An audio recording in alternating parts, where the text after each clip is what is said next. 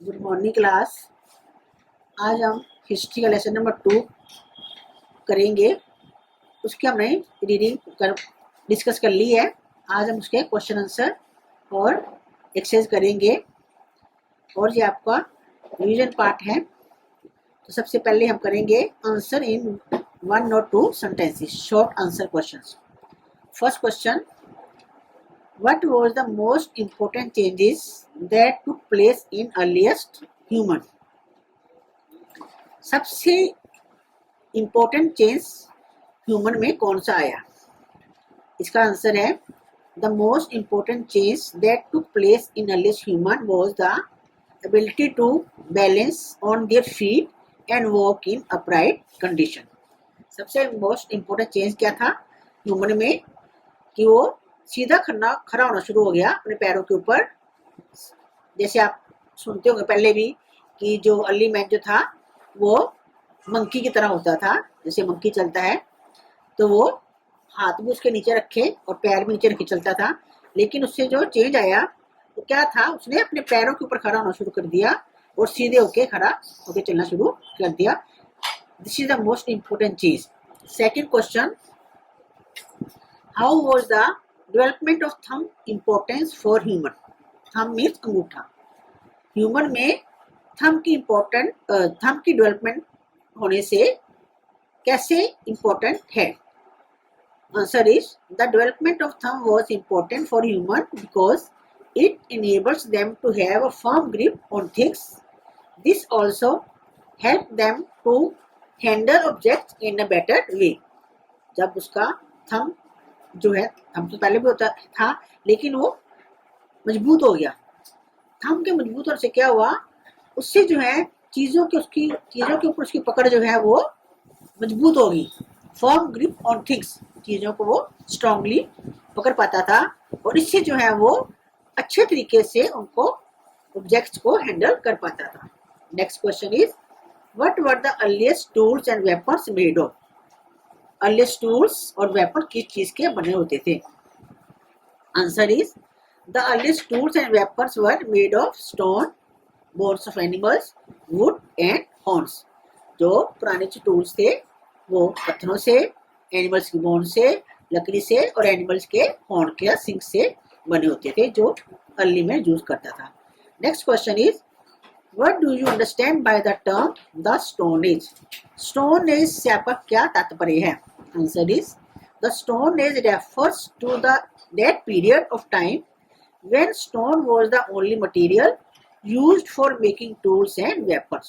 Stone Age का मतलब है ये वो पीरियड था जिसमें अर्ली मैन जो है किसी भी काम के लिए, औजार बनाने के लिए या फिर अपने काम किसी और काम के लिए जो है खाली स्टोन को ही यूज करता था। खाली पत्थर से जो है अपने औजार और वेपन्स बनाता था। तो ये जो है इसीलिए इसको स्टोन एज कहते थे। Next question is In how many periods is the Stone Age divided? Stone Age कितने periods में divide किया गया है? The Stone Age is divided into 3 periods. Stone Age जो है इसको 3 पार्ट है इसके। फर्स्ट पार्ट है the Paleolithic Age. Paleolithic Age मतलब सबसे पुरानी, Old Stone Age. सेकंड है the Mesolithic Age, Middle Stone Age. वो थर्ड है the Neolithic Age यानी कि New Stone Age. 3 एजेस हैं, 3 पीरियड्स हैं स्टोन एज के, पैलेयोलिथिक एज, मेसोलिथिक एज और neolithic age. Now question, short question आपके खत्म हो गए। Now answer in detail.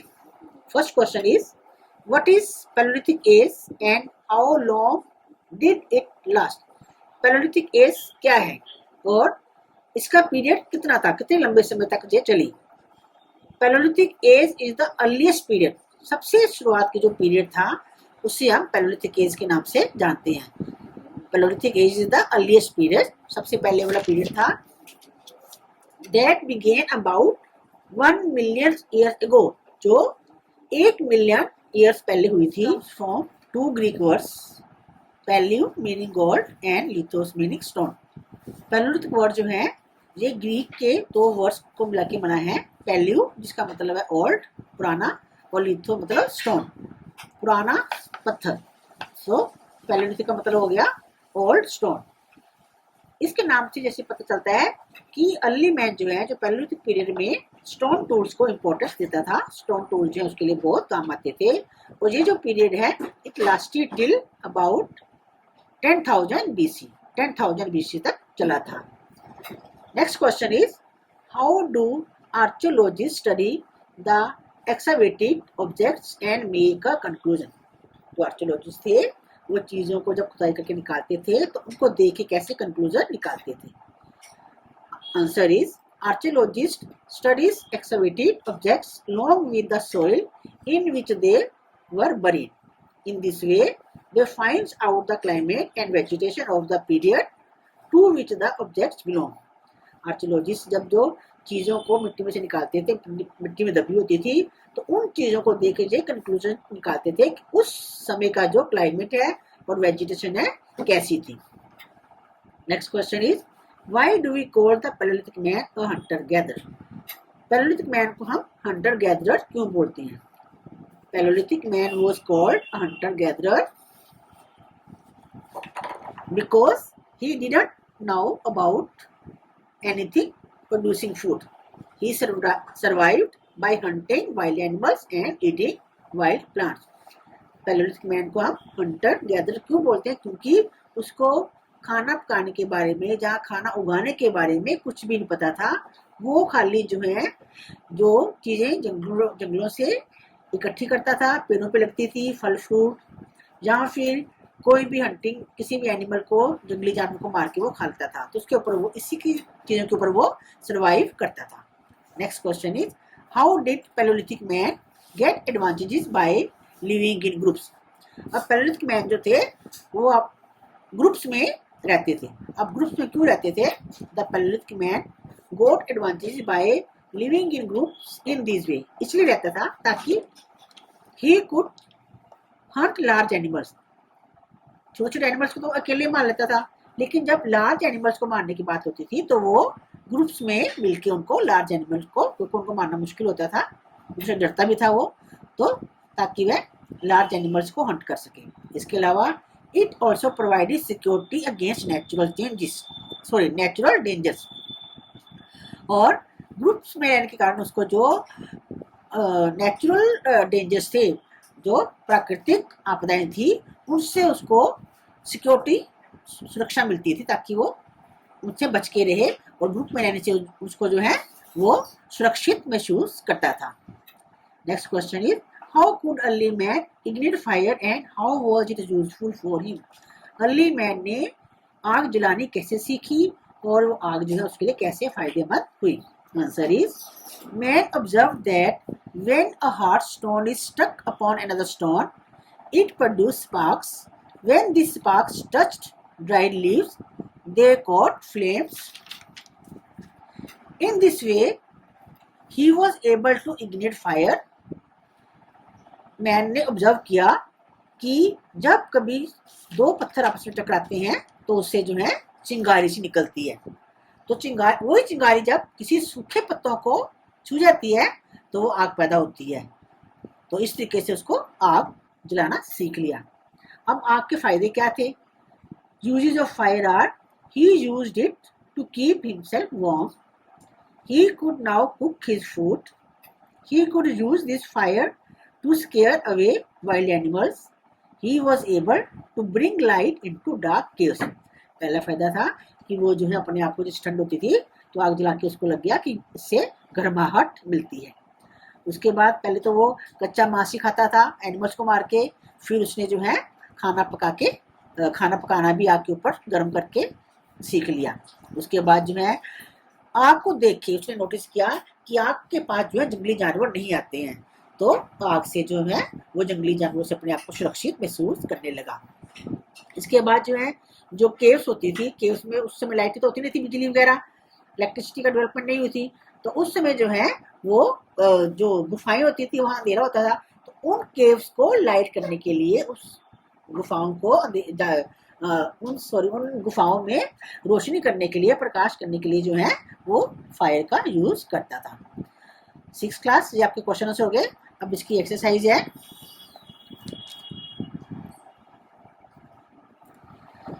सबसे पहले इसके fill in the blanks. First blank, it took dash of years for man to evolve to present day stature. Present day जो आज का जो ह्यूमन बीइंग है उसको ऐसा बनने में कितने साल लग गए? Millions, millions of years. Answer आएगा इसमें millions. Next is man learn to balance on his feet and walk in dash condition. मैन ने अपने पैरों के ऊपर बैलेंस करना सीख लिया और अपराइट कंडीशन में सीधे होकर चलना भी सीख लिया। Answer is upright. C, early man dash wild animals with sharp edges stone. Early man जो है नुकीले पत्थरों के साथ वाइल्ड एनिमल्स को क्या करता था? हंट करता था, शिकार करता था। आंसर क्या आएगा ब्लैंक में? Hunted. Next is the stone age lasted for the dash period of man's existence.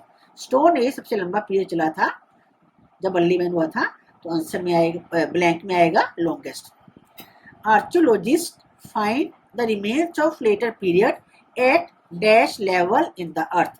Archaeologist को जो है जो रिमेन्स ऑफ लेटर पीरियड, जो बाद के पीरियड के होते हैं, जो लास्ट के शुरू के पीरियड के सबसे ऊपर उनको चीजें मिलती हैं, और बीच में जो मिलती हैं वो उसके बाद की, वो सबसे बाद के जो चीजें मिलती है, रिमेन्स मिलते हैं, वो सबसे जमीन के सबसे गहरे में, सबसे लास्ट में जो है डीपर, सबसे जमीन के गहरे में उनको जो है ऑब्जेक्ट्स मिलती हैं। Now second, next part is right T for true and F for false statement. First, Bhimbetka in Madhya Pradesh is famous for its rock painting. जैसे आपको जब लेसन मैंने करवाया था, बताया था कि जो अर्ली मैन जो था, जब फ्री होता था तो रॉक से, केव्स से बीच में रॉक्स में जो है वो पेंटिंग करता था। तो एक अच्छी जगह मिली है मध्य प्रदेश में भीमबेटका, वहाँ पे हमें रॉक पेंटिंग की हुई मिली है, तो it is a true sentence. Next, no paintings have been found on the walls of caves. Caves के ऊपर जो है, जो केव्स की दीवारें हैं, वॉल्स ऑफ केव के, कोई भी पेंटिंग नहीं मिली है। तो मैं तो जो पेंटिंग्स मिली है वो वॉल्स ऑफ केव्स में मिली है, तो it is false. See, the colours used in cave painting, the colours used in cave paintings were yellow, white and blue. Yellow, white, blue colour नहीं यूज करता था पेंटिंग के लिए, वो कौन से करता था? ग्रीन और रेड और व्हाइट, तो it is a false. D part, the early man could ignite fire as and when he required. जब अर्ली मैन ने फायर को जलाना सीख लिया तो अब वो जब मर्जी अपनी फायर जला लेता था, तो it is a true. Next, gradually he learn to cook his food with the help of fire. धीरे धीरे जो है उसने फायर की हेल्प से फूड को कुक करना सीख लिया, it is a true. Next, spark could not be produced by him with the help of stones. पत्थरों की हेल्प से वो स्पार्क प्रोड्यूस नहीं कर सकता था, तो पत्थरों की हेल्प से करता था, तो it is a false. Next is tick right the right option. आपको ऑप्शन दिए हुए हैं, उनमें आपने राइट करना है। First, the most important physical change in the early humans was the ability to stand. Physical change क्या आया था ह्यूमन में? Upright, free, firm, incline, upright, सीधा खड़ा होना सीख लिया था, तो हम टिक किस में करेंगे? राइट, अपराइट में। सेकंड है, they improved their knowledge as the size of this organ began to increase.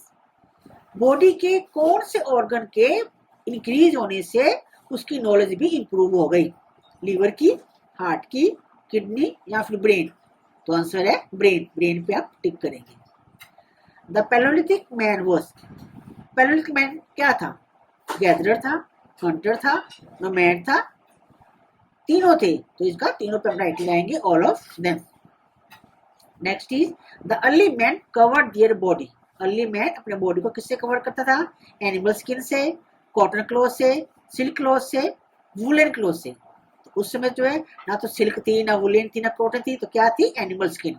Animal की स्किन से वो अपने बॉडी को कवर करता था, तो हम टिक किस पे मारेंगे? Animal skin. Next is match the column. First है millions of year, millions of years में क्या हुआ था? आंसर जो आएगा to attain the present day status, जो आज का जो प्रेजेंट डे स्टेटस है उसका मैन का 4 मिलियन ऑफ ईयर्स पहले हुआ था। सेकंड है the most important physical change, physical change कौन था? The ability to stand upright, सीधा खड़ा होना जो है सीख लिया था उसने। थर्ड है the development of thumb, thumb की डेवलपमेंट से क्या हुआ था? Enabled man to have a firm grip, firm grip चीजों के ऊपर जो है उसकी ग्रिप जो है मजबूत हो गई थी। नेक्स्ट है दे कवर देमसेल्फ विद, अपने आप को किसे कवर करते थे? एनिमल स्किन एंड लीव्स, पत्तों से या फिर एनिमल स्किन से जो है वो अपने आप को कवर करते थे। Next he was a nomad, nomad मतलब क्या होता है? एक जगह से दूसरी जगह पर घूमना।